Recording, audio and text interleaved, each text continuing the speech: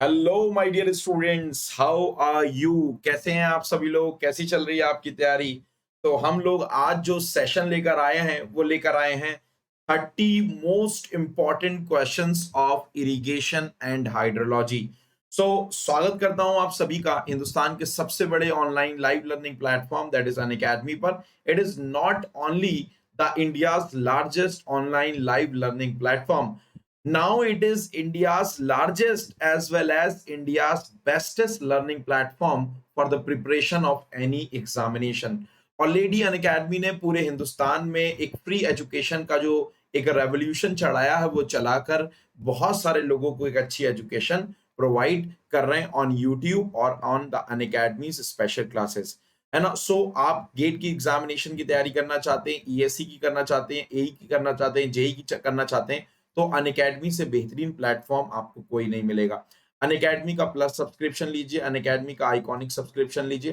By taking Unacademy plus और iconic subscription आपको unlimited live and recorded courses की access मिलेगी इंडिया के बेहतरीन एजुकेटर्स के द्वारा। आगे बात करते हैं। अगर आप मेरे बारे में नहीं जानते तो मेरा नाम है मोहम्मद एहतिशाम सिद्दीकी, है ना। I am alumni of JMI New Delhi. I am 4 times GATE qualified, 3.5 years of teaching experience in GATE and ESE. उससे पहले मैं आईआईटी जेई और नीट की फील्ड में पढ़ाता था, तो लगभग वहां पर भी 3.5 4 साल का एक्सपीरियंस, लगभग 8 साल का ओवरऑल एक्सपीरियंस है। 10,000 से ज्यादा बच्चे मैंने गेट और ईएससी की फील्ड में पढ़ा रखे हैं, जिसमें बहुत सारे स्टूडेंट्स ने एआईआर रैंक भी अलग अलग एग्जामिनेशन में हासिल किए। Geotech, water resource, environmental structure surveying, construction planning and management, RCC और स्टील, दो और सब्जेक्ट आरसीसी और स्टील, ये भी मैं जो है इस सेशन में लेने वाला हूं। अगर आप प्लस सब्सक्रिप्शन लेते हैं तो you will get an access to the best of Unacademy, daily live classes, structured courses, live test and quizzes and unlimited access to the recorded classes. अगर आप आइकॉनिक सब्सक्रिप्शन लेते हैं तो आप नेक्स्ट लेवल की तैयारी करते हैं with the help of a personal coach, study tracker, mains question answer practice and all the benefits of the plus subscription. Moving forward, you will learn with the top educators on Unacademy's Plus platform.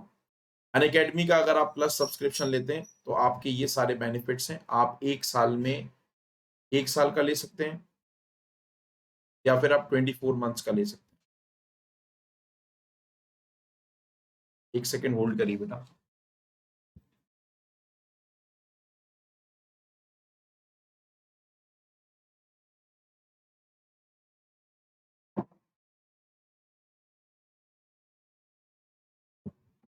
So students, हाँ, मैं हम discussion जो कर रहे थे, वो हम discussion कर रहे थे बेटा किसका? अनअकैडमी के प्लस प्लेटफॉर्म का। तो 1 साल से लेकर 24 मंथ्स तक आप जो क्या कर सकते हैं, प्लान्स ले सकते हैं। 1 साल से लेकर 24 मंथ्स। 1 साल की फीस है 5500 रुपए और बेटा 24 मंथ्स की फीस है 44,000 रुपए। आप कोई भी सब्सक्रिप्शन लेना तो आपको इतनी फीस देनी नहीं है जितनी लिखी है। आपको सिंपली क्या करना है, मेरा कोड यूज करना है ES001। जैसे ही आप कोड यूज करेंगे वैसे ही आपको 10% का डिस्काउंट मिल जाएगा। तो जो फीस 44,000 रुपीज की थी वो 39,600 रुपीज की हो जाएगी।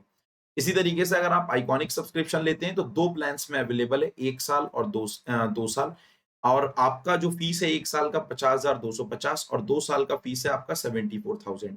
लेकिन अगर आप मेरा कोड यूज करेंगे ES001 तो अगेन आपको 10% का डिस्काउंट मिल जाएगा। समझ आ रही है बात? चलिए मूव करते हैं। अगर आपका कोई मित्र, आपका कोई दोस्त, आपका कोई पड़ोसी, आपका कोई भाई, आपका कोई बहन, आपका कोई रिलेटिव अगर किसी भी एग्जामिनेशन की तैयारी करना चाहता है, GATE, ESE, SSC, RRB, APPSC, MPSC, MPPSC, GRE, IIT, NEET, CAT, CA, bank, UPSC, civil services, NET, CLAT, IELTS, किसी भी एग्जामिनेशन की तैयारी करना चाहता है तो उसको मेरा कोड बता दीजिएगा ES001। इंस्टेंटली बच्चे उसको 10% का डिस्काउंट मिल जाएगा। ठीक है।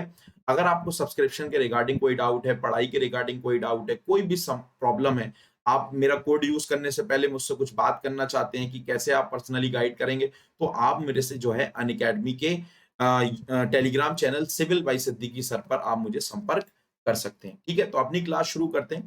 That is all about the most important और very important questions of the irrigation and hydrology. Irrigation और हाइड्रोलॉजी के सबसे इंपॉर्टेंट क्वेश्चंस हम लोग करने वाले।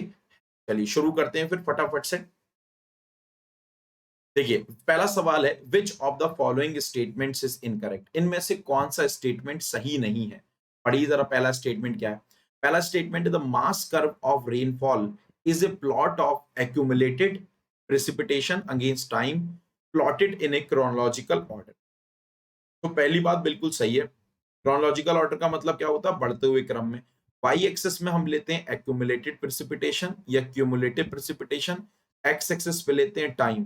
तो हम जब ऐसा एक्स एक्सिस पे क्यूमुलेटिव प्रेसिपिटेशन, एक्स एक्सिस पे टाइम लेते हैं, तो हमें कुछ इस तरीके का कर्व बनता है। इसी को बोलते हैं मास कर्व ऑफ प्रेसिपिटेशन। तो पहला स्टेटमेंट तो आपका सही है। दूसरा स्टेटमेंट देखो, दूसरा statement the slope of mass curve at any point gives the magnitude of the storm. कह रहा है किसी भी पॉइंट पर अगर मास कर्व पर आप स्लोप, किसी भी पॉइंट पर अगर आप एक टेंजेंट ड्रॉ करेंगे और उसका स्लोप निकालेंगे, तो वाई एक्सिस पे डेप्थ ऑफ प्रेसिपिटेशन है, एक्स एक्सिस पे टाइम है, तो स्लोप देखो तो क्या आएगा? X upon T. तो एक्स अपॉन टी क्या आपका मैग्नीट्यूड ऑफ स्टॉर्म है? नहीं, एक्स अपॉन टी तो बेटा इंटेंसिटी ऑफ स्टॉर्म है। तो याद रखिएगा आज से ये बात कि मास कर्व के किसी भी पॉइंट पर डाली गई टेंजेंट का स्लोप उस पॉइंट पर रेनफॉल की इंटेंसिटी को बताता है, उस पॉइंट पर रेनफॉल के मैग्नीट्यूड को नहीं बताता। तो यही स्टेटमेंट आपका गलत हो जाएगा। पूछा भी गया कि कौन सा स्टेटमेंट गलत है, तो जो गलत स्टेटमेंट हो जाएगा वो गलत स्टेटमेंट हो जाएगा option number B. I hope आपको ये बात समझ में आई होगी। तीसरा स्टेटमेंट भी पढ़ लेते हैं। Hydrograph is drive from the mass curve of precipitation. ये बात सही है। हाइड्रोग्राफ क्या होता है? हाइड्रोग्राफ एक कर्व होता है जिसमें वाई एक्सिस पर हम इंटेंसिटी ऑफ रेनफॉल लेते हैं, एक्सिस पर हम टाइम लेते हैं, तो हमें एक इस तरीके का बार चार्ट मिलता है। इसी बार चार्ट को हम लोग बेटा हाइड्रोग्राफ कहते हैं। और इस हाइड्रोग्राफ को हम ड्राइव कहां से करते हैं? We drive this hydrograph from the mass curve of precipitation. क्यों क्यों हम हाइड्रोग्राफ का यूज करते हैं? क्योंकि हाइड्रोग्राफ एक बार चार्ट है और एक बार चार्ट का एरिया निकालना, बार चार्ट की एनालिसिस करना आसान हो जाती है as compare to a non linear curve. तो बेटा एनालिसिस को आसान करने के लिए हम लोग मास कर्व ऑफ प्रेसिपिटेशन से एक सिंपलीफाइड कर्व ड्राइव कर लेते हैं और उस सिंपलीफाइड कर्व को बोलते हैं हाइड्रोग्राफ, जो कि इंटेंसिटी ऑफ रेनफॉल और टाइम के बीच का कर्व होता है। तो ये स्टेटमेंट आपका जो सी स्टेटमेंट है, जो सी स्टेटमेंट है वो बेटा सही है। इसमें स्टेटमेंट नंबर गलत कौन सा है? बी स्टेटमेंट गलत है, ए स्टेटमेंट आपका सही है। तो पूछा गया था कौन सा स्टेटमेंट इसमें से गलत है, तो इसमें से जो गलत स्टेटमेंट है वो है ऑप्शन नंबर बी। ओके, चलिए मूव करते हैं आप क्वेश्चन नंबर 2 की तरफ। क्वेश्चन नंबर 2 क्या है? पढ़िए जरा फटाफट से। कह रहा विच of the following statements is correct. इनमें से जो भी तर्क दे रखे हैं, इनमें से जो भी स्टेटमेंट्स दे रखे हैं, इनमें से कौन सा स्टेटमेंट आपका सही है? तो पढ़िए जरा फटाफट से। पहला स्टेटमेंट क्या है? Due to the addition of any substance in the liquid the motion of the molecules is restricted and hence the vapour pressure of the liquid is decrease. देखिए जब भी हम, जैसे फॉर एग्जांपल पानी है, तो पानी के अंदर अगर हम फॉर एग्जांपल सॉल्ट डाल दें या फिर हम चीनी डाल दें, तो होगा क्या कि भाई साहब ये जो वेपर प्रेशर है वो किसके द्वारा लग रहा है? जो वेपर प्रेशर है वो बेटा वाटर के मॉलिक्यूल्स जब बेटा वाटर की सरफेस को छोड़कर जाते हैं, जब वो ऊपर एयर ब्लैंकेट पर जब वो एब्सॉर्ब हो जाते हैं, तो वो जो वेपर्स बनी है वो वेपर्स क्या करती हैं? उस लिक्विड के ऊपर प्रेशर लगाती हैं। उसी प्रेशर को वेपर प्रेशर कहते हैं। लेकिन अगर आप चीनी डाल देंगे, आप नमक डाल देंगे, तो ये जो मॉलिक्यूल्स हैं जो सरफेस को छोड़कर आपके एटमॉस्फेयर में जा रहे हैं, ये उस सरफेस को छोड़कर नहीं जा पाते हैं। क्यों? क्योंकि when you add the substance in the liquid, तो जो पार्टिकल्स का जो मोशन है, सरफेस को छोड़ के जाने की जो टेंडेंसी है वो डिक्रीज हो जाती है। जब मॉलिक्यूल्स ही नहीं जाएंगे, वेपर्स में ही कन्वर्ट नहीं होंगे, तो डेफिनेटली जो वेपर प्रेशर है वो क्या हो जाएगा? वो डिक्रीज हो जाएगा। तो ये बात पूरी तरीके से आपकी क्या है? This statement is absolutely true. ये स्टेटमेंट क्या है आपका? सही है। ओके, नेक्स्ट स्टेटमेंट की तरफ बढ़ते हैं। कह रहा है every 1% increase in the salinity evaporation decreases by 1%। अगर आप पानी के अंदर 1% सैलिनिटी बढ़ाएंगे तो इवेपोरेशन 1% घट जाता है। ये एक्सपेरिमेंटल बात है, आपको इसको याद रखनी है। This statement is also true. उसके बाद क्या है? Glaze is a form of precipitation which is formed when the air drops comes in contact with the cold surface. सही बात है। देखो, चाहे वो एयर की ड्रॉप्स हो, चाहे वो एयर रेनफॉल की ड्रॉप्स हो, चाहे वो ड्रिजल की ड्रॉपलेट्स हो, either it's in the rain droplets or either in the drizzle droplets। तो जब रेन या ड्रिजल एक ऐसी सरफेस के कांटेक्ट में आते हैं जिसका टेम्परेचर 0 डिग्री सेल्सियस से कम है, तो होता क्या है? रेन और ड्रिजल, तो होता क्या है बेटा? जब ऐसे संपर्क में आते हैं तो रेन और ड्रिजल क्या करते हैं? रेन और ड्रिजल बेटा इस लेस देन 0 डिग्री सेल्सियस वाले टेम्परेचर पर एक आइस की कोटिंग बना लेते हैं। क्या बना लेते हैं? एक आइस की कोटिंग बना लेते हैं। इसी आइस की कोटिंग को हम लोग ग्लेज कहते हैं, है ना? जैसे ग्लेज बनती है ना, वैसे ही एक और प्रेसिपिटेशन बनती है जिसको राइम कहते हैं। राइम और ग्लेज में फर्क इतना सा है, ग्लेज जो होती है वो ट्रांसपेरेंट होती है। ग्लेज क्या होती है? ट्रांसपेरेंट होती है। जैसे पत्ती पर अगर आपने देखा हो कोई एक एक एक आपकी ट्रांसपेरेंट कोटिंग बन गई, तो अगर आप पत्ती को आर पार देख पा रहे हैं तो that layer is called as glaze. अगर आप पत्ती के आस पार आर पार नहीं देख पा रहे हैं तो मतलब एक ओपेक अगर कोटिंग बनेगी तो that opaque coating is called as rime. तो ग्लेज और राइम दोनों सेम ही होती हैं। जब बेटा वाटर, जब एयर, जब जब बेटा रेन की ड्रॉपलेट्स या ड्रिजल जब बेटा किसी एक कोल्ड सरफेस के कांटेक्ट में आती है और उसकी फ्रीजिंग ग्रेजुअली होती है, तब एक ट्रांसपेरेंट सरफेस बनती है। और अगर उसकी जो फ्रीजिंग है वो रैपिडली हो जाती है तो उसके उसके अंदर एयर जो है वो इंट्रैप्ड हो जाती है। उस एयर के इंट्रैप्ड होने के कारण राइम जो है वो आपका ओपेक होता है, उसके आर पार आप देख नहीं सकते। तो ये स्टेटमेंट भी आपका सही है। तो इसके सारे के सारे स्टेटमेंट सही हो जाएंगे। The right answer of this question would be D. इस क्वेश्चन का जो सही आंसर हो जाएगा वो हो जाएगा आपका डी। बात समझ आ रही है क्या? चलिए मूव करते हैं क्वेश्चन नंबर 3 की तरफ। क्वेश्चन नंबर 3 की तरफ बढ़ते हैं। Next question, consider the following statements. पहला statement, warmer air has more water holding capacity. देखो ध्यान सुनिएगा, एक चीज होती है जिसको हम बोलते हैं relative humidity. What is relative humidity? Relative humidity is the actual vapours relative humidity is the actual vapors relative humidity is the actual vapors contained by any air blanket, actual vapors contained by any air blanket divided by maximum vapor carrying capacity, divided by maximum vapor carrying capacity, divided by maximum vapor carrying capacity। कि किसी भी vapour के अंदर कितने vapours हैं, कितने कितने actual vapours हैं किसी एयर ब्लैंकेट के अंदर। Suppose this is the air blanket, तो इस एयर ब्लैंकेट के अंदर एक्चुअली कितने वाटर वेपर्स हैं डिवाइडेड बाय मैक्सिमम ये कितने वेपर वेपर्स को कंटेन कर सकता है, वो होता है मैक्सिमम वेपर कैरिंग कैपेसिटी। अब देखो होता क्या है, जैसे जैसे आप टेम्परेचर बढ़ाते हैं वैसे वैसे ये जो वैसे वैसे जो ये एयर ब्लैंकेट है वो एक्सपेंड करता है। जब एक्सपेंड करता है तो इसकी maximum vapour carrying capacity that is MVCC क्या होती है? इंक्रीज होती है। जैसे जैसे maximum vapour carrying capacity increase होती है वैसे वैसे रिलेटिव ह्यूमिडिटी डिक्रीज होती है। तो एक वार्मर एयर है, एक कोल्डर एयर है। तो एक वार्मर एयर का वॉल्यूम ज्यादा होगा, एक कोल्डर एयर का वॉल्यूम कम होगा। तो किसकी वाटर होल्डिंग कैपेसिटी या वेपर होल्डिंग कैपेसिटी ज्यादा होगी? डेफिनेटली एक वार्मर एयर का टेम्परेचर ज्यादा है तो उसका जो वॉल्यूम होगा वो ज्यादा होगा। जब वॉल्यूम ज्यादा होगा तो उसके अंदर बेटा वेपर को कंटेन करने की क्षमता क्या होगी? ज्यादा। तो इसका मतलब जो पहला स्टेटमेंट है वो पूरी तरीके से सही है कि एक वार्मर एयर की वाटर होल्डिंग कैपेसिटी ज्यादा होती है। क्लियर हो रही बात? दूसरी बात देखते हैं, the temperature increases the water holding capacity decreases। कह रहा है जैसे जैसे आपका टेम्परेचर इंक्रीज होता है वैसे वैसे आपकी वाटर होल्डिंग कैपेसिटी डिक्रीज होती है। देखो हमने बताया जैसे जैसे टेम्परेचर इंक्रीज होता है एयर ब्लैंकेट एक्सपेंड होता है, water vapour water holding capacity या वेपर होल्डिंग कैपेसिटी बेटा डिक्रीज नहीं होती है, इंक्रीज होती है। यानी ये स्टेटमेंट आपका गलत हो जाएगा। फिर क्या बोल रहा है? Due point is the point eight which air blanket is fully saturated. देखो जैसे जैसे आप टेम्परेचर बढ़ाते हैं, ध्यान सुनिएगा, क्या टेम्परेचर नहीं, जैसे जैसे आपका इवेपोरेशन होता रहता है वैसे वैसे एयर ब्लैंकेट क्या होता रहता है? सैचुरेट होता रहता है।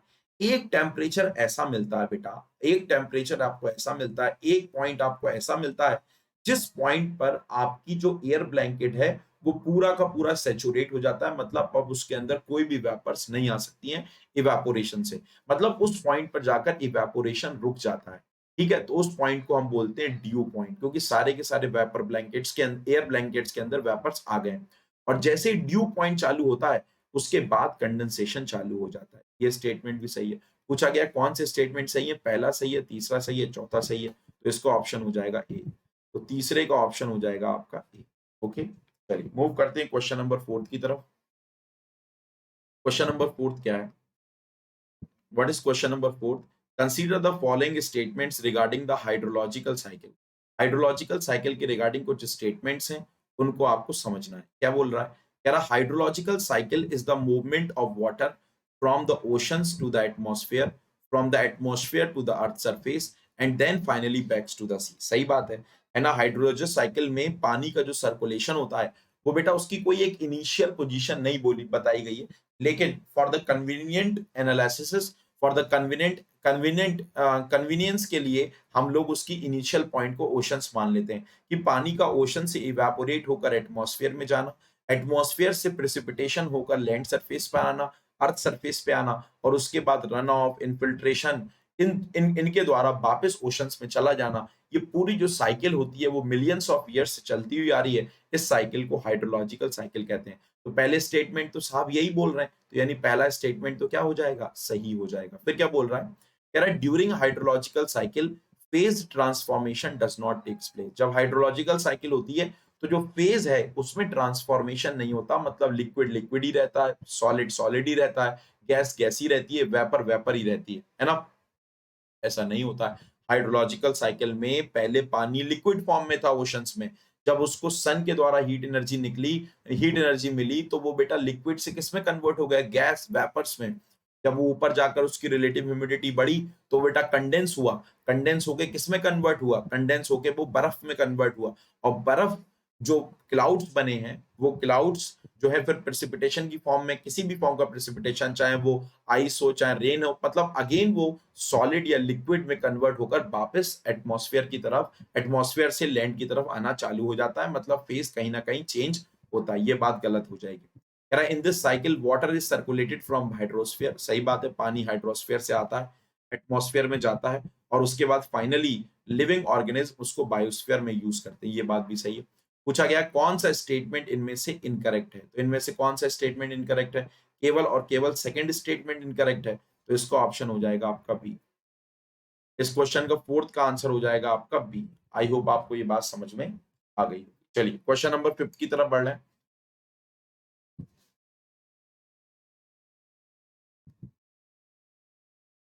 क्वेश्चन नंबर 5 का आंसर बताइए। क्वेश्चन नंबर 5 का आंसर क्या बोल रहा है? कह रहा है कि if the rate of change of the discharge from a irrigation outlet is greater than rate of change in the distributary, then the outlet is called as. देखो, if the rate of change of discharge from the irrigation outlet, कह रहा है irrigation outlet का discharge का rate है वो मैंने मान लिया डी क्यू अपॉन क्यू है, and the rate of change of discharge in distributary उसको मैंने मान लिया D Q upon small Q है। तो अगर कह रहा है कि अगर इसकी वैल्यू बेटा आउटलेट का डिस्चार्ज का रेट अगर बेटा डिस्ट्रीब्यूटरी के डिस्चार्ज से रेट से ज्यादा होता है, इस तरीके के आउटलेट को बोलते हैं हम हाइपर प्रोपोर्शनल आउटलेट। क्या बोलते हैं? इस तरीके के आउटलेट को बोलते हैं हाइपर प्रोपोर्शनल आउटलेट। अगर ये वैल्यू डी क्यू है ना, आउटलेट में बहने वाले डिस्चार्ज की रेट अगर बेटा डिस्ट्रीब्यूटरी में जाने वाला डिस्चार्ज के बराबर होती है, किसके बराबर होती है? इन किसके बराबर होती है, तब उसको हम बोलते हैं प्रोपोर्शनल आउटलेट। क्या बोलते हैं? Such outlet is called as proportional, such outlet is called as proportional outlet. और अगर D Q upon Q is less than small Q upon Q, तब उसको बोलते हैं हम लोग बेटा सब प्रोपोर्शनल आउटलेट, उसको हम बोलते हैं सब प्रोपोर्शनल आउटलेट। तो बेटा इसका ऑप्शन क्या हो जाएगा? कह रहा है if the rate of change of discharge from the irrigation outlet is greater than rate of the discharge in the distributary, तो यानी इसका ऑप्शन हो जाएगा हाइपर प्रोपोर्शनल आउटलेट। याद रखिएगा जो मैंने आपको बातें बताई। मूव करते हैं क्वेश्चन नंबर 6 की तरफ। क्वेश्चन नंबर 6 क्या है? पढ़िए फटाफट से।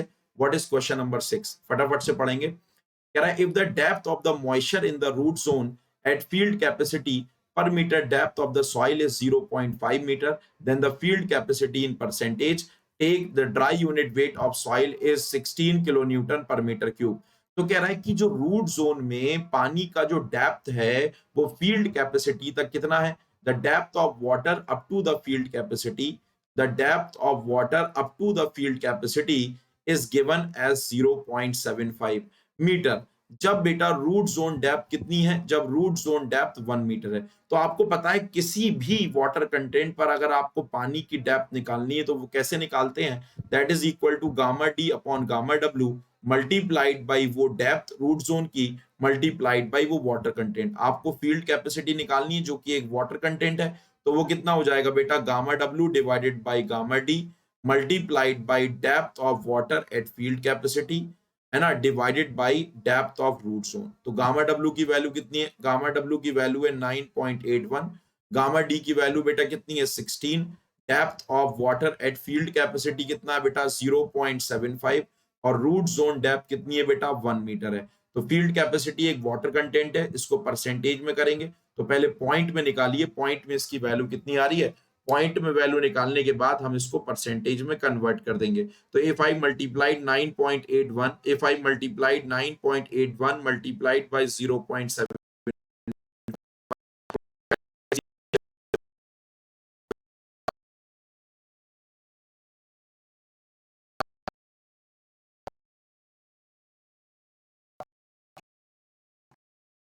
मेरी वैल्यू आ रही है 0.4598, क्या आपकी वैल्यू भी इतनी आ रही है 0.4598। अगर इसको परसेंटेज में निकालेंगे तो फील्ड कैपेसिटी आ जाएगी 45.98%। कितनी आ जाएगी 45.98%। तो इसका आंसर हो जाएगा आपका 46%, दैट इज बी ऑप्शन हो जाएगा। इसका आंसर क्या हो जाएगा, बी हो जाएगा। बेहतरीन बेहतरीन क्वेश्चंस कर रहे हैं, वीडियो को लाइक करिए, शेयर करिए, चैनल को सब्सक्राइब करिए। चलिए क्वेश्चन नंबर 7 की तरफ बढ़ रहे, moving forward to the question number 7।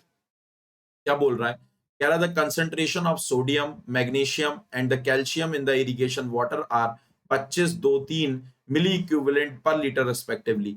The electrical conductivity is 300 micro mho per centimetre at 25 degree Celsius. तो इरिगेशन वाटर को क्लासीफाई करना है। तो सबसे पहले इलेक्ट्रिकल कंडक्टिविटी के हिसाब से अगर क्लासीफाई करें, तो इलेक्ट्रिकल कंडक्टिविटी के हिसाब से अगर क्लासीफाई करें, तो इलेक्ट्रिकल कंडक्टिविटी 250 से कम होती है तो उसकी कंडक्टिविटी होती है लो। उसकी कंडक्टिविटी क्या होती है, द कंडक्टिविटी इज लो। और जब कंडक्टिविटी बेटा लो होती है तो ऑब्वियसली बात है उसका सिंबल जो हम यूज करते हैं, तो सिंबल जो हम सिंबल यूज करते हैं बेटा इलेक्ट्रिकल कंडक्टिविटी के लिए, वो हम यूज करते हैं बेटा सी। क्या करते हैं, C1।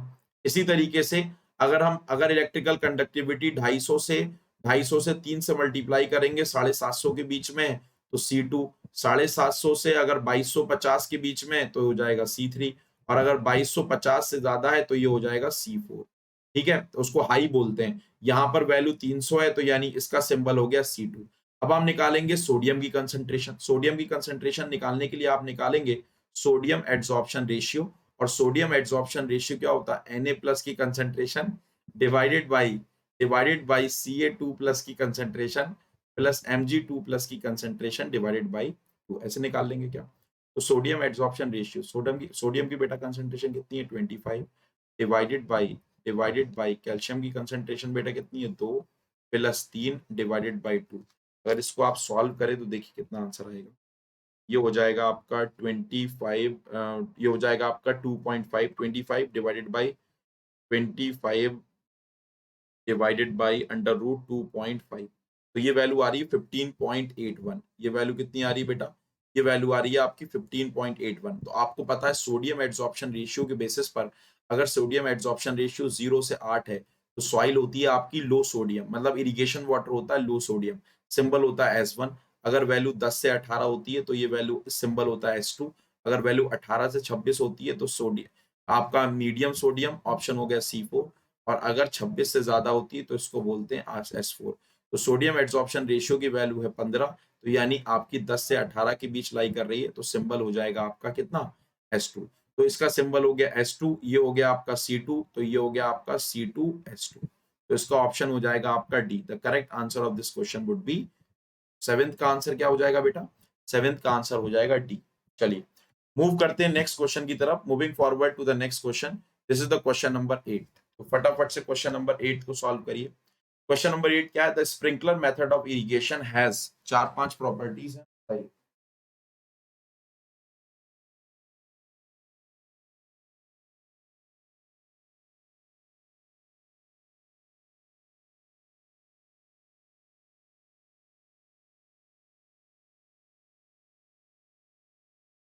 कह रहा है sprinkler method of irrigation has how many properties. तो पहली प्रॉपर्टी क्या है? पहली प्रॉपर्टी है कि हाई वाटर एप्लीकेशन एफिशिएंसी, दूसरी है हायर ड्यूटी, तीसरी है लो लेबर कॉस्ट। देखिए, अगर हम स्प्रिंकलर मेथड ऑफ इरिगेशन की बात करें, तो स्प्रिंकलर मेथड ऑफ इरिगेशन में हम लोग एक्चुअली करते क्या है? जैसे बारिश होती है ना, हम लोग वैसी एक आर्टिफिशियल बारिश कराते हैं। और जब हम आर्टिफिशियल, बाकी अगर आप मेथड देखें, चाहे बॉर्डर फ्लडिंग मेथड देखें, चाहे आप बेटा बेसिन मेथड देखें, कोई सा भी आप मेथड देखें, तो उसमें हम लोग कर क्या रहे हैं? उसमें हम बेसिकली पानी को एक फील्ड में भर दे रहे हैं, फ्लडेड अप कर देते हैं, पानी को भर देते हैं। पानी को भर देने से क्या होता है? बहुत सारा इवेपोरेशन होता है, बहुत सारा सरफेस रन ऑफ लॉसेस होते हैं, बहुत सारे डीप परकुलेशन लॉसेस होते हैं। लेकिन स्प्रिंकलर इरिगेशन में आप पानी को किसी फील्ड में फ्लडेड अप नहीं कर रहे हैं। आप सिंपली बेटा पानी, आप बारिश की तरह पानी को अप्लाई कर रहे हैं, जिसके कारण इवेपोरेशन लॉसेस घट जाते हैं, जिसके कारण इन्फिल्ट्रेशन लॉसेस घट जाते हैं। तो कहीं ना कहीं लॉसेस घट जाते हैं। तो आपके जो स्प्रिंकलर इरिगेशन है, उस स्प्रिंकलर इरिगेशन में आपके लॉसेस बहुत हद से ज्यादा घट जाते हैं।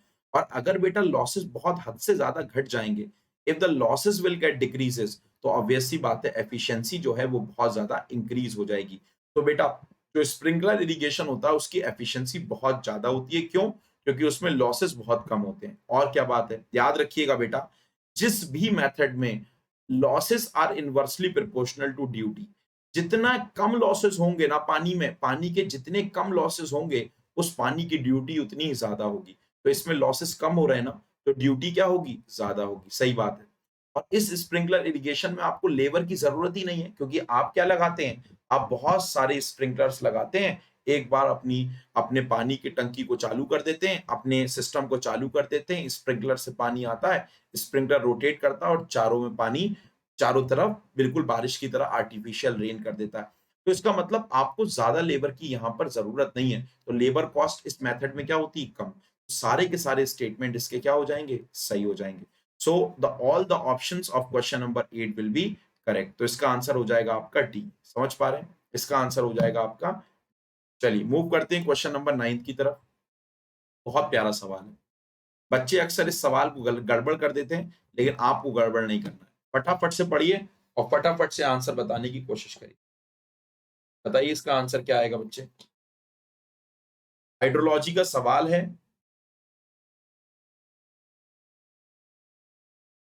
जब भी ऐसा सवाल आएगा ना, तो आपको क्या करना है? सबसे पहले आपको बेटा हाइटोग्राफ बनाना है, क्योंकि इन्होंने डायरेक्ट रन ऑफ पूछा है, हाइटोग्राफ बनाना है आपको।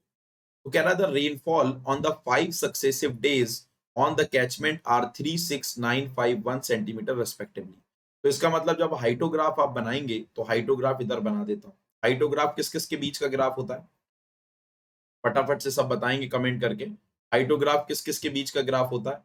वाई एक्सिस पर तो आपका इंटेंसिटी होती है, वाई एक्सिस पर आपकी इंटेंसिटी होती है, और एक्स एक्सिस पर आपका क्या होता है? टाइम होता है। एक्स एक्सिस पे क्या होता है? आपका टाइम होता है।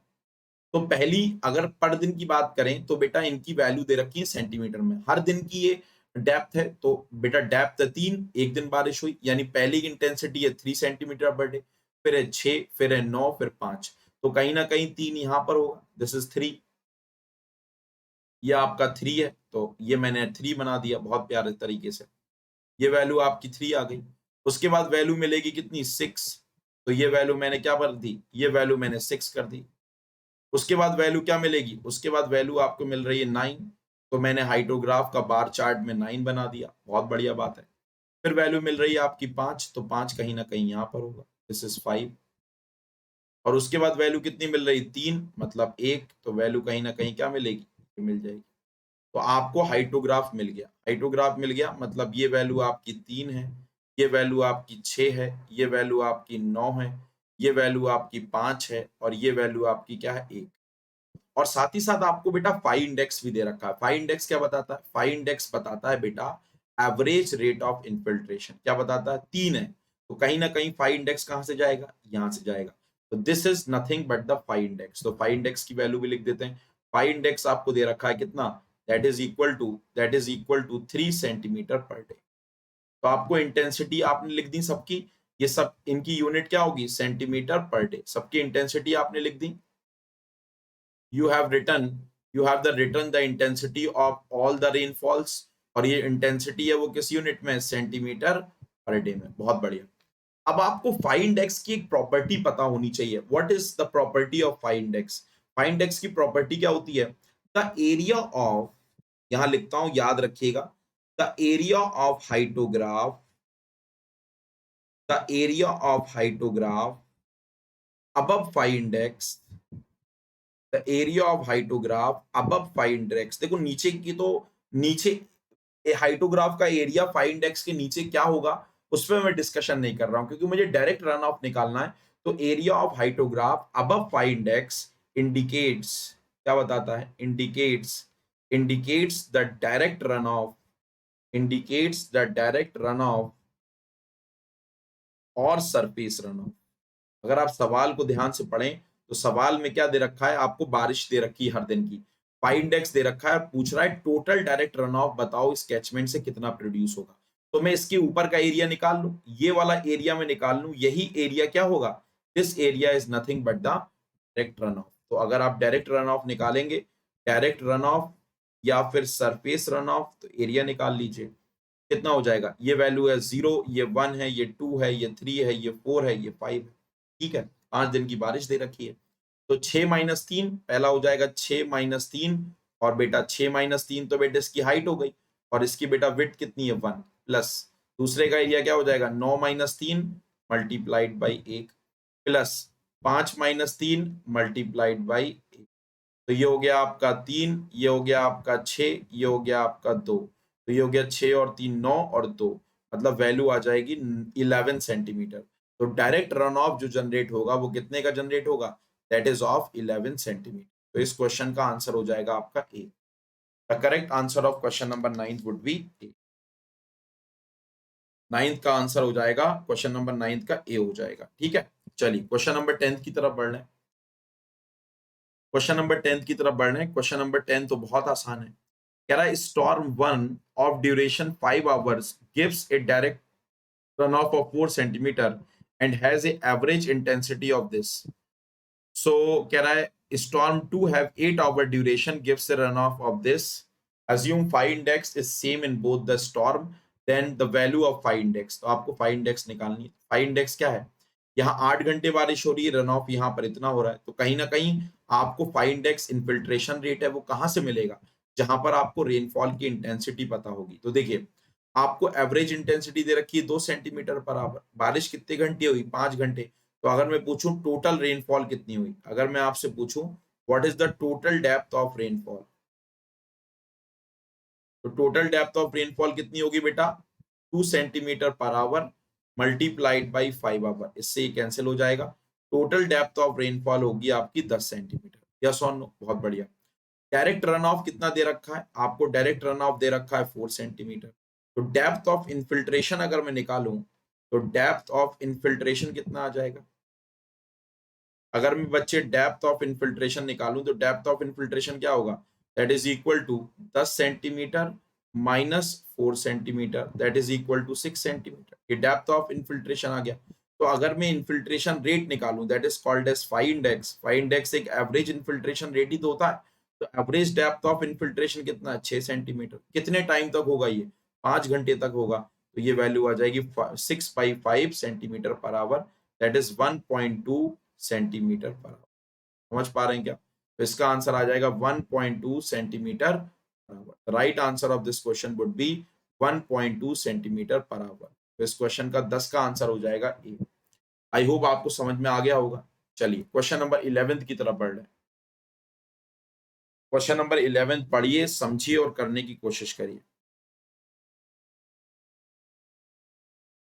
क्या है क्वेश्चन नंबर 11, पढ़े जरा।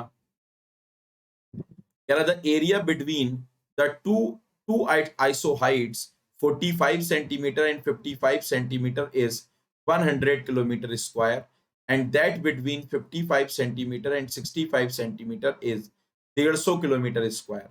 What is the average depth of annual precipitation over a basin of 250 kilometre square. तो कह रहा है कि आपका एक कैचमेंट है, ध्यान सुनिएगा, आपका ये ऐसा कैचमेंट एरिया है। Suppose this is a catchment area, the area between two isohyets, दो आइसोहाइट है, एक 45 की एक 55 की है, तो एक आइसोहाइट मैंने बना दी इस तरीके से 45 की, ठीक है, और एक आइसोहाइट मैंने बना दी इस तरीके से 55 की। तो ये 45 सेंटीमीटर की आइसोहाइट है और ये आपकी 55 सेंटीमीटर की हाइट है, आइसोहाइट है, और इन दोनों के बीच का जो एरिया है वो कितना है, 100 किलोमीटर स्क्वायर। बहुत बढ़िया। एंड दैट बिटवीन 55 से 65, 55 से 65 तक की, 55 से 65 तक जो आइसोहाइट है, 55 से 65, एक 55 की है एक 65 की है, इसके बीच का जो एरिया है वो दे रखा है आपको 150 किलोमीटर स्क्वायर। तो कह रहा है what is the average depth of annual precipitation over the area of 250 kilometre square. तो कह रहा है कि एवरेज डेप्थ ऑफ प्रेसिपिटेशन क्या होगा। आइसोहाइट्स दे रखी हैं, तो आप कौन सा मेथड यूज करोगे, यू विल यूज आइसोहाइटल मेथड। समझ पा रहे हैं क्या, आइसोहाइटल मेथड यूज करेंगे ना। और आइसोहाइटल मेथड पी एवरेज कैसे निकाल के देता है, वो बोलता है कि दो, एक एरिया अगर दो आइसोहाइट्स के बीच में है तो आप उन दोनों आइसोहाइट्स की एवरेज डेप्थ निकालो और उन दोनों आइसोहाइट्स के बीच के एरिया से मल्टीप्लाई कर दो। तो यहां पर आइसोहाइट 45 सेंटीमीटर की, यहां 55 सेंटीमीटर की है, तो अगर मैं एवरेज डेप्थ निकालूं तो एवरेज डेप्थ कितनी हो जाएगी, एवरेज डेप्थ हो जाएगी 45 plus 55 divided by 2, 45 plus 55 divided by 2, और इन दोनों के बीच का एरिया कितना हो जाएगा 100। यस और नो, पहला कर दिया। फिर क्या बोल रहा है, फिर आप कह रहा है इन दोनों आइसोहाइट्स के बीच एवरेज वैल्यू निकालो, 55 प्लस 65 डिवाइडेड बाई 2, और इन दोनों के बीच का एरिया कितना है, दैट इज इक्वल टू 150, और इनको डिवाइड कर दो किससे, टोटल एरिया ऑफ कैचमेंट से, दैट इज 100 प्लस 100। तो जब आप इसको सॉल्व करेंगे तो पी एवरेज की वैल्यू कितनी आ जाए, देखिए 55 प्लस 45 कितना हो गया 100, तो 100 को अगर आप करेंगे, 55 प्लस 45 हो गया 100, 100 को डिवाइड करेंगे, ये हो जाएगा आपका 50 मल्टीप्लाइड बाई 100, ये हो जाएगी वैल्यू 50 मल्टीप्लाइड बाई 100, और प्लस ये वैल्यू हो जाएगी 55 प्लस 65, ये वैल्यू हो जाएगी 55 प्लस 65 डिवाइडेड बाई 2, ये वैल्यू हो जाएगी 60 डिवाइड बाई 2, 60 इंटू 150, और डिवाइड किससे कर देंगे, डिवाइड कर देंगे 250 से, तो ये वैल्यू कितनी आएगी, that is equal to 50 into 100 plus 60 into 150 divided by 250, तो आंसर आ जाएगा 56 सेंटीमीटर। तो आइसोहाइटल मेथड का यूज करेंगे और उससे जब यूज करेंगे तो वैल्यू आएगी आपकी 56 सेंटीमीटर। तो 11th का आंसर हो जाएगा आपका सी। समझ पा रहे हैं, the right answer of question number 11th would be. I hope आपको समझ में आया होगा। आइसोहाइटल मेथड्स में हम लोग क्या करते हैं इन केस ऑफ आइसोहाइटल मेथड, हम लोग बेटा बड़ा सिंपल सा कॉन्सेप्ट यूज करते हैं, जो भी आइसोहाइट्स हमने बनाई है उन आइसोहाइट्स की एवरेज वैल्यू निकालते हैं, और हम ये मानते हैं कि एवरेज वैल्यू उन आइसोहाइट्स के बीच का जो एरिया है उसमें पूरी की पूरी एवरेज वैल्यू उस पूरे एरिया के लिए मान लेते हैं और फिर वेटेड एवरेज निकाल लेते हैं, वही मैंने किया। 11th का आंसर आ गया 56 सेंटीमीटर। चलिए क्वेश्चन नंबर 12 का आंसर बताएंगे सब लोग फटाफट से। सॉल्व करिए क्वेश्चन नंबर 12।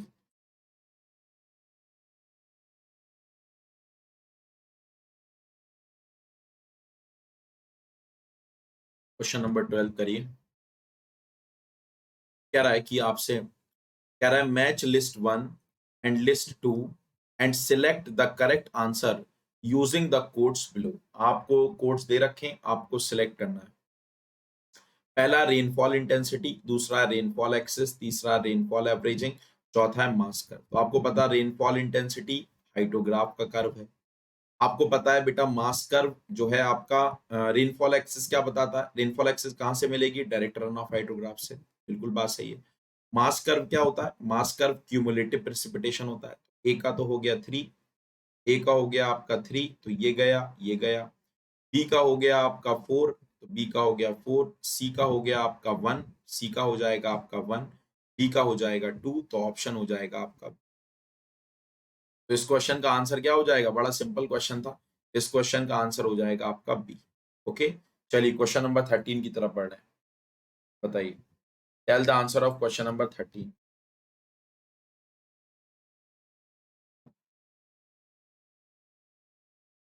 क्या दे रखा है, कह रहा था rainfall hydrograph shows the variation of which one of the following. अभी पीछे बताया था मैंने कि जो रेनफॉल हाइड्रोग्राफ होता है वो किसका वेरिएशन होता है, एक बार चार्ट होता है, वाई एक्सिस पर average intensity of rainfall, X axis पर time.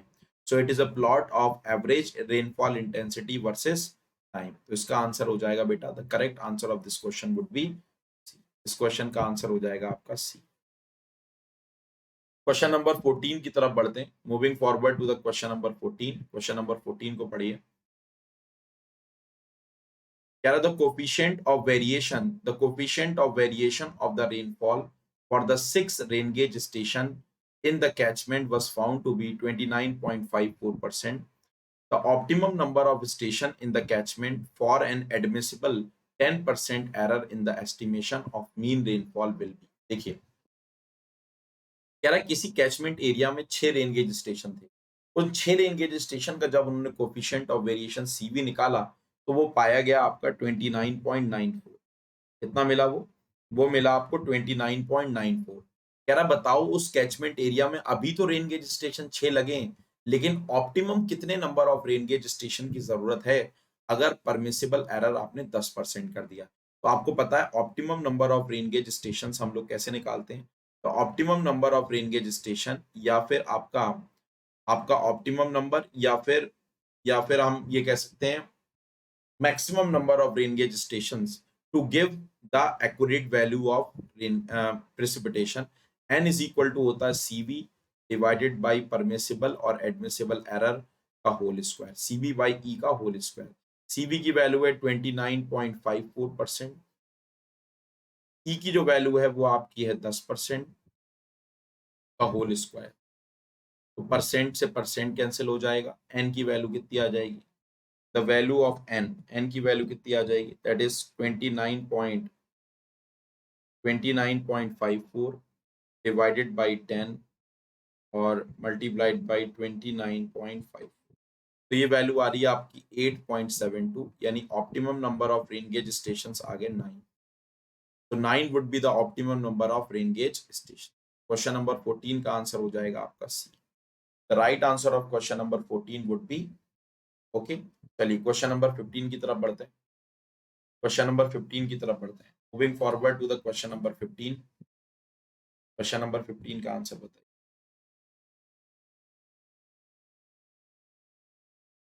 Tell me the answer of question number 15।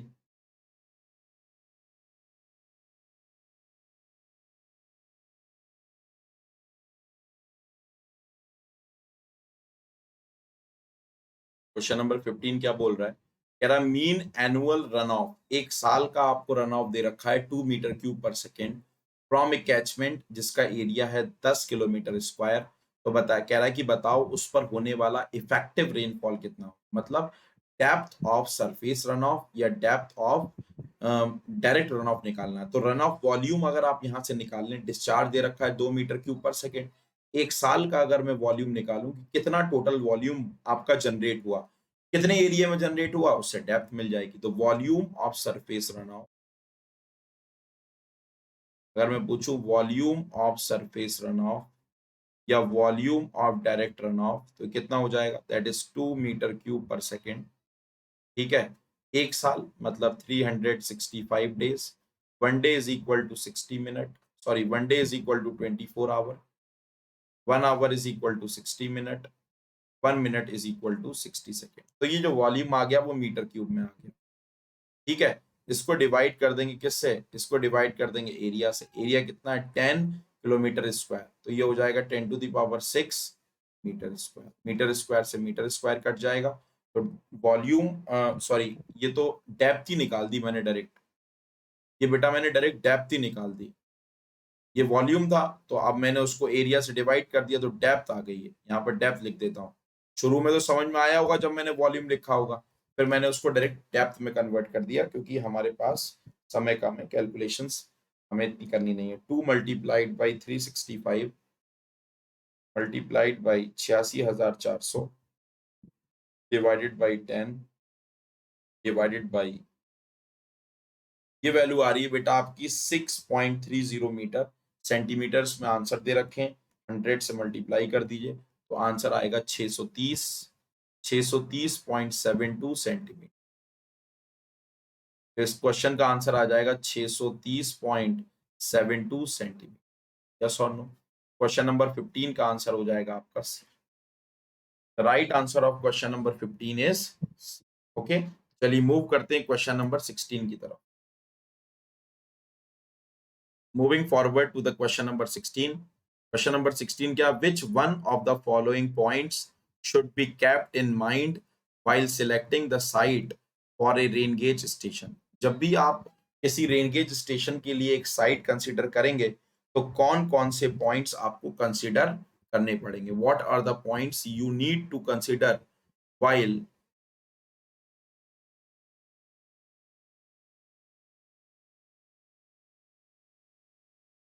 हाँ बताइए। Which one of the following points should be kept in mind while selecting the rain gauge station? कौन कौन से? बहुत सारे आपने पढ़े होंगे, ठीक है, उसमें से ही आपको एक सिलेक्ट करना है। कह रहा था site where a rain gauge is set up should be close to the metrological observatory. कह रहा जहां पर जिस साइट पर आप रेन गेज स्टेशन इंस्टॉल कर रहे हैं वो मेट्रोलॉजिकल ऑब्जर्वेटरी के क्या होना चाहिए? पास होना चाहिए। गलत बात है। रेन गेज को हमेशा हम लोग बेटा कोई भी आपका ऑब्जेक्ट है उससे दूर ही रखते हैं, तो ये स्टेटमेंट तो आपका सही होने वाला नहीं है, है ना? तो the rain gauge should be at sufficient distance from any point. Observatory से तो दूर ही रखते हैं हम लोग। ऑब्जर्वेटरी के पास कौन रखेगा? ऑब्जर्वेटरी में होगा तो लोग भी घूमेंगे, तो ऑब्वियस सी बात है आपको रेटिंग सही नहीं मिलेंगी, वो छेड़छाड़ करने की कोशिश करेंगे।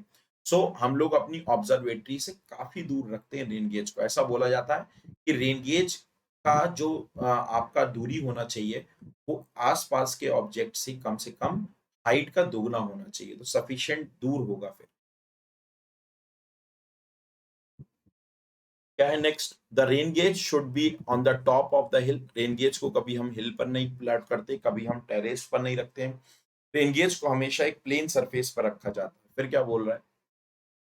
कह रहा है फेंस, फेंस का मतलब चार दीवारी, if erected to protect the rain gauge from the cattle etcetera should be located within the twice of the height of the fence. कह रहा है जो आप फेंस बना रहे हैं, जो चार दीवारी बना रहे हैं किसी जानवर के आने के लिए, उसकी जो दूरी होनी चाहिए रेन गेज से वो उस फेंस की हाइट के दुगने के भीतर होनी चाहिए, अंदर होनी चाहिए। लेकिन ऐसा तो इंडियन स्टैंडर्ड कोड ने नहीं कहा। उसने कहा, उस इंडियन स्टैंडर्ड कोड ने कहा कि उसकी जो दूरी होनी चाहिए आसपास में कोई भी ऑब्जेक्ट है उसकी हाइट की कम से कम दुगनी होनी चाहिए। ज्यादा होएगी तो और बढ़िया बात है, लेकिन साहब तीसरे स्टेटमेंट क्या बोल रहे हैं कि उसकी हाइट के दुगने के से अंदर होनी चाहिए, लेस देन, उससे कम होनी चाहिए, with in the twice of the height of the object, मतलब 2h से कम होनी चाहिए। गलत बात है। कह रहा the distance between the rain gauge and the nearest object should be at least twice the height of the work. ये बात सही है कि भाई ऑब्जेक्ट की जो डिस्टेंस होनी चाहिए नियर बाई ऑब्जेक्ट से कम 2h हाइट पर। ओके, चलिए क्वेश्चन नंबर 17 का आंसर बताइए। क्वेश्चन नंबर 17 का आंसर बताएंगे सब लोग।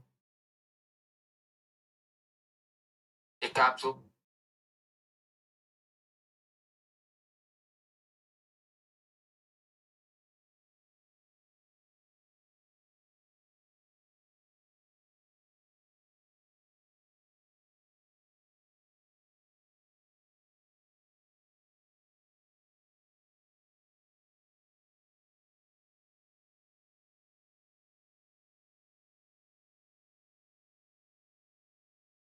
क्वेश्चन नंबर 17 का आंसर बताएंगे। क्वेश्चन नंबर 17 है, consider the following chemical emulsions: methyl alcohol, cetyl alcohol, stearyl alcohol, kerosene. कह रहा है which of the above chemical emulsions are used to minimise the loss of water through the process of evaporation. क्या होता है ना कि बहुत सारी जगहों पर इवेपोरेशन होता है और पानी इवेपोरेट हो जाता है। तो अब ऑब्वियस सी बात है, आपने पानी स्टोर करके रखा है किसी काम के लिए, जैसे स्विमिंग पूल है वहां हमने पानी स्टोर करके रखा है, रिजर्वायर है वहां आपने पानी स्टोर करके रखा है, समय के साथ पानी इवेपोरेट होता जा रहा है, तो गड़बड़ बात है क्या? है ना, नुकसान हो जाएगा। तो हम इवेपोरेशन को क्या करने की कोशिश करते हैं? डिक्रीज करने की कोशिश करते हैं। और उस इवेपोरेशन की रेट को डिक्रीज करने के लिए हम लोग कुछ केमिकल्स डालते हैं। वो केमिकल्स क्या करते हैं? पानी की सरफेस पर एक लेयर बना लेते हैं और वो लेयर क्या करती है? पानी को इवेपोरेट नहीं होने देती।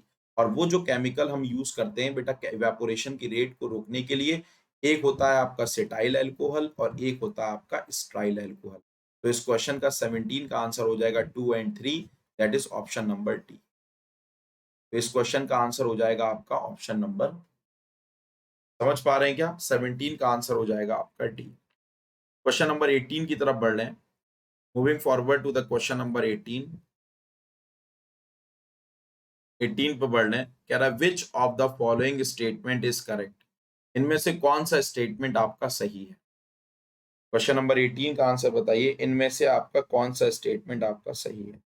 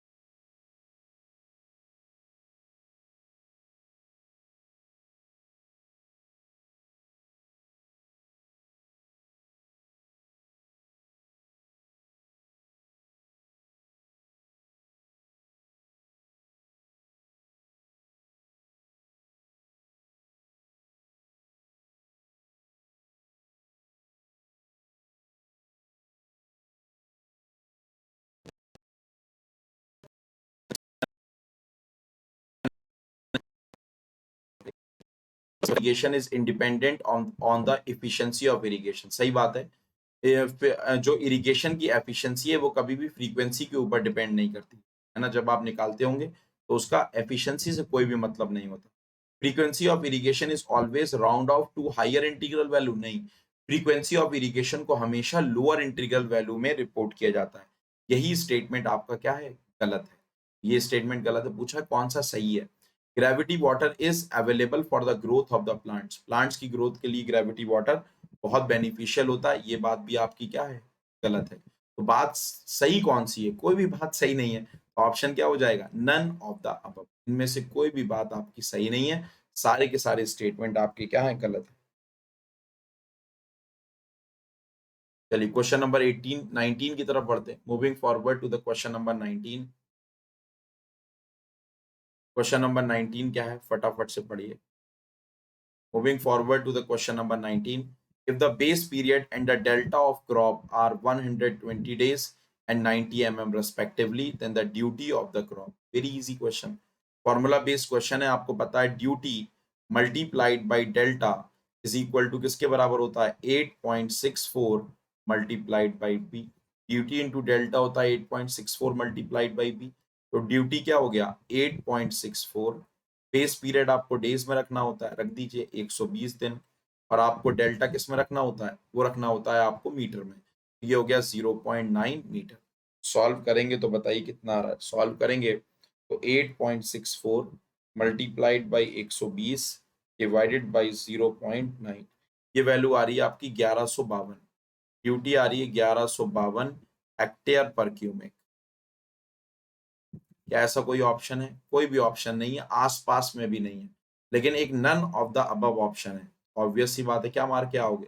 जब दूर दूर तक कोई ऑप्शन मैच नहीं कर रहा है, ऐसा थोड़ी है कि आप कोई भी मार के आ जाओगे। ऑप्शन आ जाएगा इसका डी, नन ऑफ दीज भी तो दे रखा है ना। चलिए बहुत बढ़िया। चलिए क्वेश्चन नंबर 20 की तरफ बढ़ रहे हैं। क्वेश्चन नंबर 20 का आंसर बताएंगे सब लोग। फटाफट से क्वेश्चन नंबर 20 का आंसर बताइए।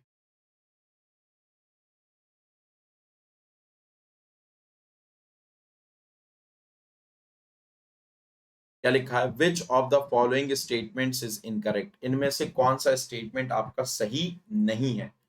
कह रहा है crop period is always greater than base period. ये तो एवरग्रीन बात है, क्रॉप पीरियड हमेशा बेस पीरियड से ज्यादा होता है, ये बात सही है।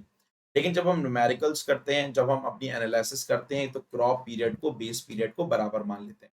लेकिन एक्चुअली जो है क्रॉप पीरियड वो बेस पीरियड से ज्यादा होता है, ये बात सही है। Perennial crops have a base period of around 300 से 360 दिन। ऐसी क्रॉप्स होती हैं जिनका बेस पीरियड जो है 300 से 360 दिन होता है। ये बात सही है, ऐसी क्रॉप्स को पेरिनियल क्रॉप्स कहते हैं, जैसे शुगर केन। फिर उसके बाद बोल रहा है delta of a crop is the total depth of water in centimetre which is applied on the surface of soil for irrigation. कह रहा है डेल्टा क्या होता है कि जितनी डेप्थ ऑफ वाटर हमने इरिगेशन में सॉइल पर अप्लाई करी, that is called as delta. That is not delta. Delta is the total amount or the total depth of water which is stored in the root zone while doing irrigation. Irrigation किया, irrigation करने के बाद root zone में कितना depth of water बेटा stored हुआ, उसको delta कहते हैं, क्योंकि वही पानी बेटा क्रॉप के लिए बेनिफिशियल होगा। ये स्टेटमेंट आपका क्या है? गलत है। सी स्टेटमेंट पूछा गया है कि कौन सा स्टेटमेंट गलत है, तो इस क्वेश्चन का जो गलत स्टेटमेंट हो जाएगा वो हो जाएगा आपका सी। इस क्वेश्चन का जो गलत स्टेटमेंट हो जाएगा वो क्या हो जाएगा? The wrong statement of this question would B.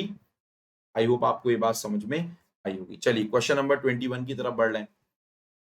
Moving forward to the question number 21, कह रहा है कंसीडर द फॉलोइंग स्टेटमेंट्स। पहला स्टेटमेंट क्या है? The crop which requires larger duty, the crops which require larger water have higher duty. कह रहा है जिस क्रॉप को ज्यादा पानी चाहिए तो ड्यूटी क्या होती है बेटा? एक ध्यान सुनो बेटा, ड्यूटी क्या होती है? Duty is equal to area irrigated per unit discharge. Area irrigated per unit discharge. जिस क्रॉप को ज्यादा पानी चाहिए तो ऑब्वियस सी बात है, जब 1 मीटर क्यूब पानी दिया जाएगा तो बेटा उसको उसको पानी तो क्या चाहिए? ज्यादा चाहिए। तो आप 1 मीटर क्यूब जब डिस्चार्ज दे रहे हैं, उसको ज्यादा पानी चाहिए, तो ऑब्वियस सी बात है उस फील्ड का, उस क्रॉप का जो एरिया इरिगेट होगा वो उसी पानी से क्या होगा? कम। आपने दोनों फील्ड को बराबर पानी दिया, एक को पानी कम चाहिए था, एक को ज्यादा चाहिए था, तो जिसको पानी आपको ज्यादा चाहिए था उसका एरिया क्या होगा? कम इरिगेट होगा। जिसको कम पानी चाहिए था उसका ज्यादा एरिया इरिगेट होगा।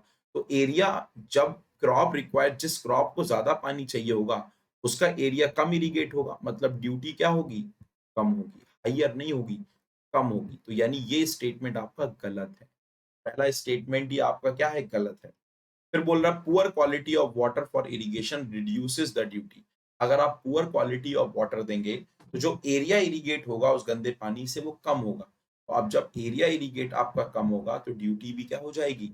रिड्यूस हो जाएगी। सही बात है, ये बात भी आपकी क्या है? ये बात आपकी सही है कि अगर आप पुअर क्वालिटी का पानी देंगे, गंदी क्वालिटी का पानी देंगे, तो ऑब्वियस सी बात है जब गंदा पानी आप देंगे तो कम एरिया इरिगेट होगा, कम एरिया इरिगेट होगा तो ड्यूटी क्या हो जाएगी? रिड्यूस हो जाएगी। Poor quality of water reduces the duty. फिर क्या बोल रहा है? Duty increases from main canal to field canal. सही बात है, ड्यूटी मेन कैनाल से फील्ड कैनाल की तरफ क्या होती है? इंक्रीज होती है। तो ये स्टेटमेंट भी आपका सही है। पूछा है which of the following statement is correct, तो दूसरा सही हो गया, तीसरा सही हो गया। क्वेश्चन नंबर 21 का आंसर हो जाएगा आपका सी। आज समझ आ रही है क्या? आई होप आपको क्वेश्चंस में मजा आता होगा। क्वेश्चन नंबर 22 की तरफ बढ़ रहे हैं। Moving forward to the question number 22। Question number 22 क्या है? The core watering is the irrigation supply to the crop. Core watering जो हम करते हैं जब प्लांट्स बेटा कुछ सेंटीमीटर हाई होते हैं, बीज बोने के कुछ दिनों के बाद, लगभग 2 से 3 वीक्स के बाद हम लोग बेटा कोर वाटरिंग करते हैं। और कोर वाटरिंग बाकी सारी वाटरिंग की तुलना में सबसे ज्यादा बड़ी डेप्थ होती है, इसीलिए कोर वाटरिंग किसी भी कैनाल की डिजाइन कैरिंग कैपेसिटी को डिसाइड करती है।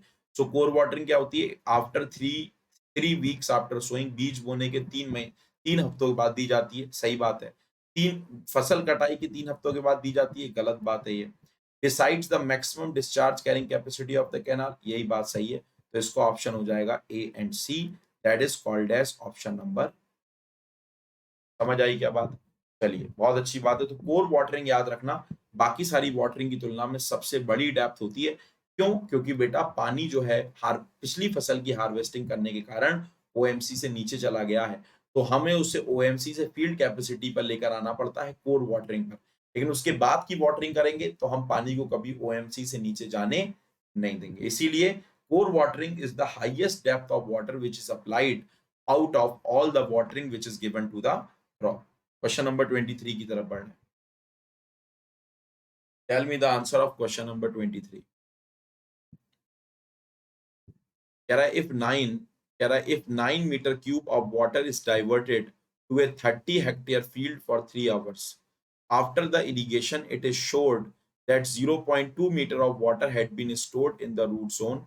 Then water application efficiency. तो पानी कितना स्टोर हुआ, वाटर एप्लीकेशन एफिशिएंसी क्या होती है, दैट इज इक्वल टू आपने फील्ड से कितना पानी भेजा और ऊपर कितना कितना पानी आपका स्टोर हुआ। ये तो साफ ही बोल रहे हैं कि आपने कुछ भी पानी दिया हो, लेकिन पानी की जो डेप्थ स्टोर हुई वो 0.2 हुई।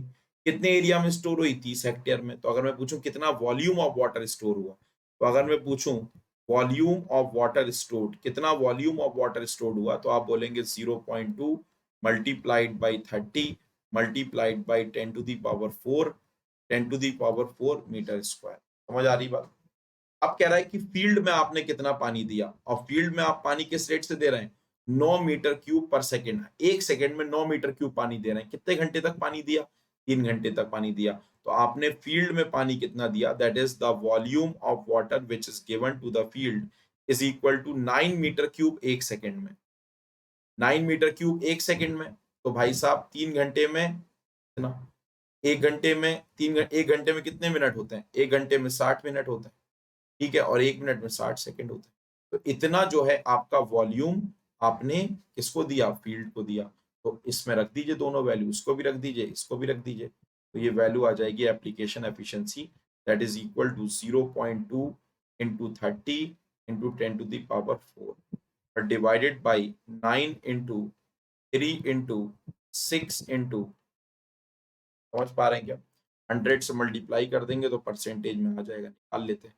0.2 multiplied by 30 multiplied by divided by 9 divided by 3 divided by 60 divided by 60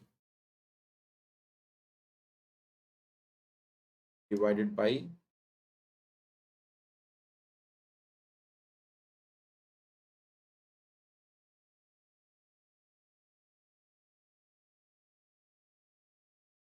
multiplied by 100।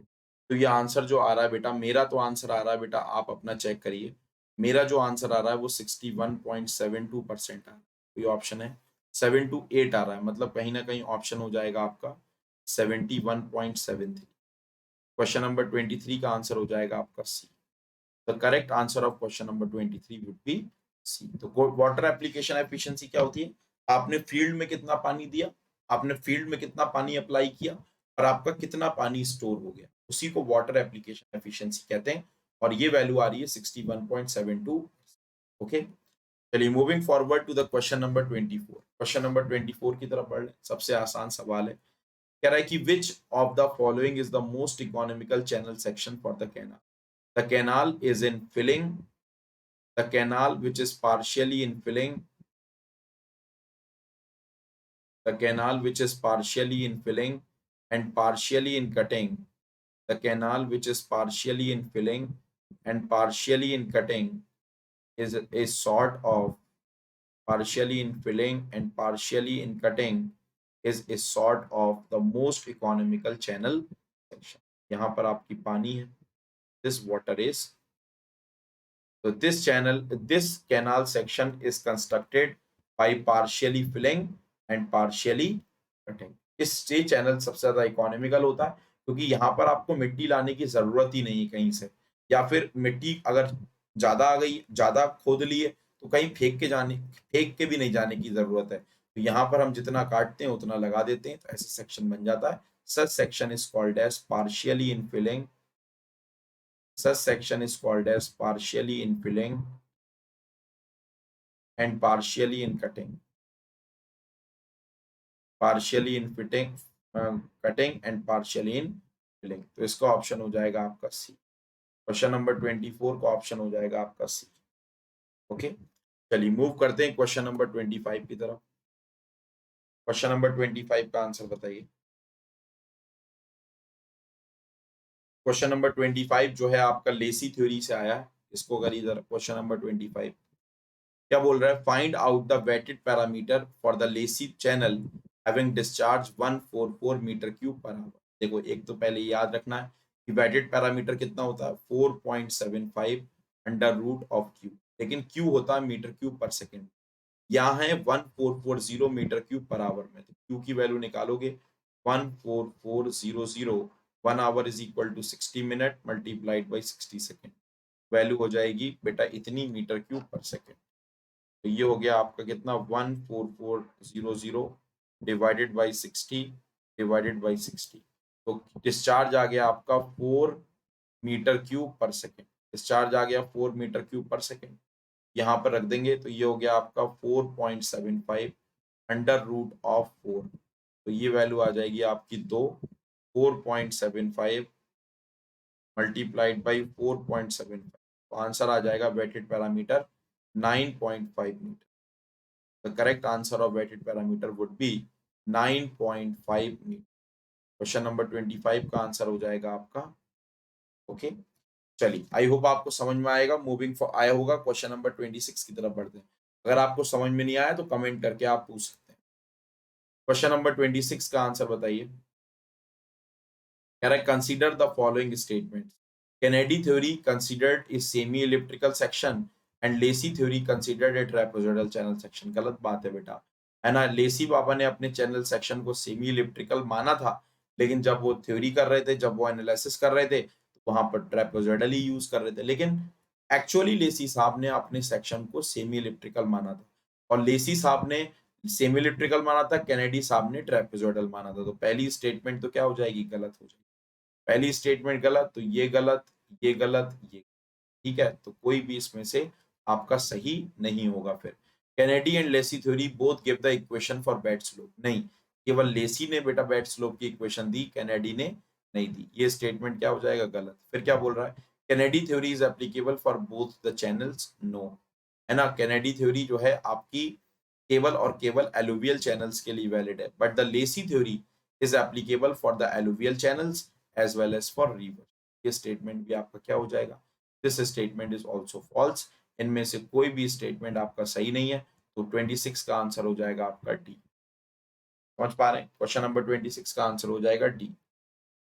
चलिए मूव करते हैं क्वेश्चन नंबर 27 की तरफ। क्वेश्चन नंबर 27 का आंसर बताइए।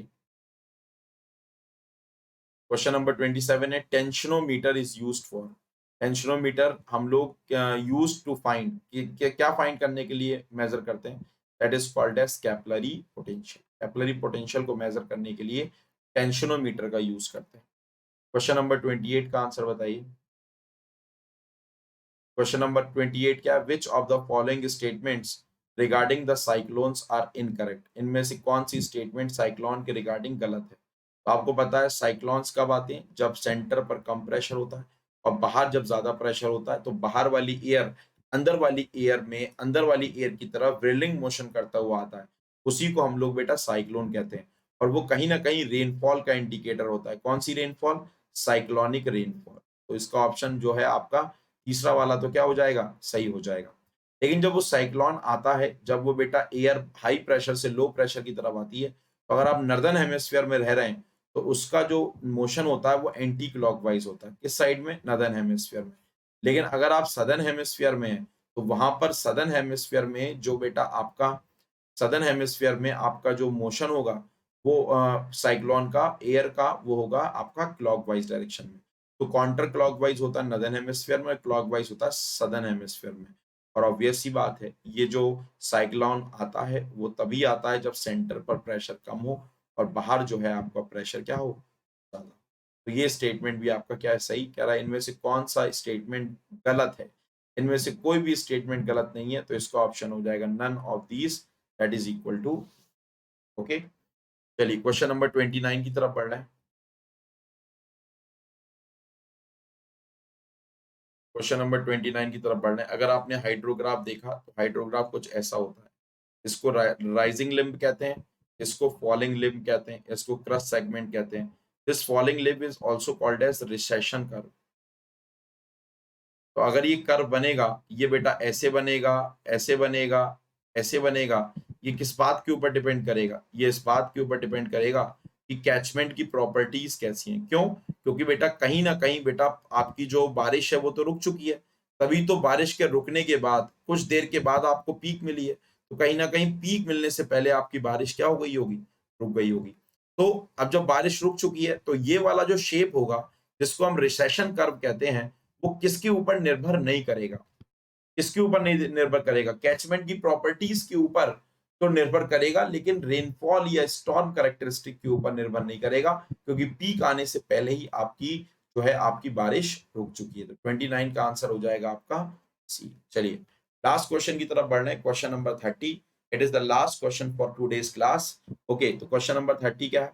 That is the mass curve technique is used for calculation of average depth of rainfall. गलत बात है। Calculation of average depth of infiltration. गलत बात है। Check the continuity of the data. यही बात सही है। डेटा पिछले सालों का डेटा आज के डेटा के अकॉर्डिंग आपका कंपैटिबल है या नहीं है, कंटिन्यू है या नहीं है, उसको पता करने के लिए हम लोग क्या करते हैं, हम लोग बेटा डबल मास कर्व टेक्निक का यूज करते हैं। तो इस क्वेश्चन नंबर 30 का ऑप्शन हो जाएगा, 30 का ऑप्शन हो जाएगा आपका सी। तो थैंक यू सो मच बेटा, आप मेरी क्लास में आए, आपने, thank you so much learners, आपने मेरी क्लास को देखा, आपको कुछ ना कुछ फायदा हुआ तो वीडियो को लाइक कर दीजिएगा, चैनल को सब्सक्राइब कर दीजिएगा, सारे के सारे दोस्तों के साथ क्या करिएगा, शेयर कर दीजिएगा। Okay, thank you so much, bye bye, take care, मिलते हैं बहुत जल्दी।